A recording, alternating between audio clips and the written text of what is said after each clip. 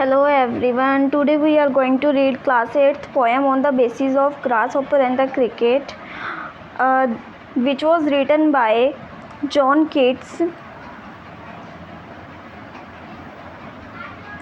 तो देखो स्टूडेंट्स, क्या है बेसिकली ये जो हमारी पोइट्री है वो नेचर की ब्यूटी को कंपेयर करके बताया गया है। और यहाँ पे जो ग्रास होपर है, यहाँ पे हम ग्रास होपर और क्रिकेट के लिए को हम रिप्रेजेंट नहीं कर रहे हैं। यहाँ पे ग्रास होपर जो है वो रिप्रेजेंट कर रहा है हॉट समर को और क्रिकेट रिप्रेजेंट कर रही है विंटर सीजन को।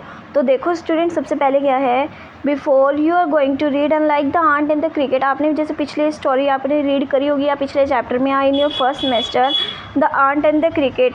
ये जो स्टोरी है, ये जो पोएम है, सेम आर्ट और क्रिकेट की तरह है। In it grasshopper and the cricket do not appear as a character in the story. इसमें जो बेसिकली जो ग्रास होपर है उसको हम बोलते हैं टिड्डा और जो क्रिकेट है उसको बोलते हैं हम झिंगुर। तो इसमें ये कहानी के पात्र बिल्कुल भी नहीं हैं। Rather they act as a symbol. ये जो है सिंबल की तरह रिप्रेजेंट किए गए हैं। ई सजेस्टिंग समथिंग एल्स, जो कि अलग अलग हमें संकेत दे रहे हैं, अलग अलग बता रहे हैं। रीड द पोएम को रीड आउट करो एंड नोटिस करो how the poetry of earth keeps through the summer and the winter in never ending song. किस तरीके से धरती की कहानी वो कभी भी ख़त्म नहीं होती है। इसको रीड आउट करो और बताओ और किस तरीके से ये जो सर्दी गर्मी हमेशा चलती ही रहती है। हु सिंग्स दिस सॉन्ग, और ये जो गीत है वो कौन गाता है। तो देखो फर्स्ट पैराग्राफ में, the poetry of the earth is never dead. पृथ्वी की जो कहानी है वो कभी भी ख़त्म नहीं होती, नहीं मरती है। When all the birds are faint with hot sun, जब सारे पक्षी जो सूर्य की गर्मी होती है उससे बेहोश हो जाते हैं। And hide in the cooling trees, वो कूलिंग ट्रीज मतलब शीतल मतलब ठंडे पेड़ों के नीचे छाया में छुप जाते हैं। अ वॉइस विल रन, एक आवाज़ आती है from hedge to hedge about a new mown mead. एक आवाज़ सुनाई देती है जैसे कि एक बाड़े से दूसरी बाड़े तक जैसे चरागाह होते हैं तो उनकी आवाज़ सुनाई देती है। This is the grasshopper, ये टिड्डे की आवाज़ थी। He takes a lead in summer luxury has never done. वो क्या करता है, वो हमेशा आगे ही बढ़ता रहता है। और जैसे कि गर्मियाँ उसके लिए बिल्कुल ऐशो आराम की तरह हैं। With the delights for he with tired with the fun he rest is beneath some pleasant weed.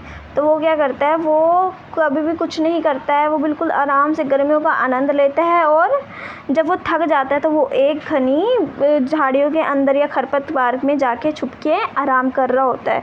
तो ये थी ग्रास होपर, कैसे गर्मियों में निकल जाता है। जब बहुत ज़्यादा गर्मी होती है, सारे अपने घरों के अंदर होते हैं, तो बाहर कौन होता है, ग्रास होपर होता है। वो गर्मी का आनंद ले रहा होता है, उसको मज़े से महसूस कर रहा होता है।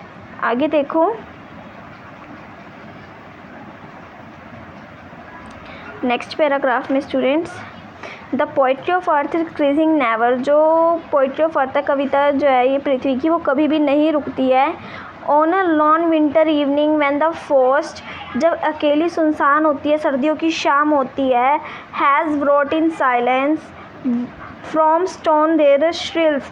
हर तरफ क्या होता है, पाला पड़ जाता है कि हर तरफ साइलेंस होती है, खामोशी छा जाती है। Has the cricket song in the warmth increases, पत्थरों के नीचे से क्या तीखी सी आवाज़ सुनाई देती है। And seems one in drowsiness half lost the grasshopper among some grassy hills.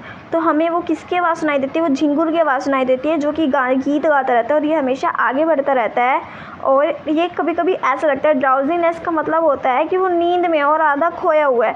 Drowsiness half लो, ऐसा लगता है कि वो आधी नींद में खोया हुआ है। The grasshopper among some grassy hills, और जो टिड्डा है वो अभी भी कहीं किसी घास युक्त पहाड़ी में छिपा हुआ होगा। तो ये थी स्टोरी बच्चों, ग्रास होपर और क्रिकेट के बीच में, कि ग्रास होपर जो है वो गर्मी सीज़न में कैसे निकलता है और उसका आनंद लेता है, और जो क्रिकेट है वो कैसे सर्दियों के सीज़न में आके उसका आनंद लेती है। तो ये होल स्टोरी होल पोएम थी आपकी। आई होप कि सबको अच्छे से क्लियर होगी।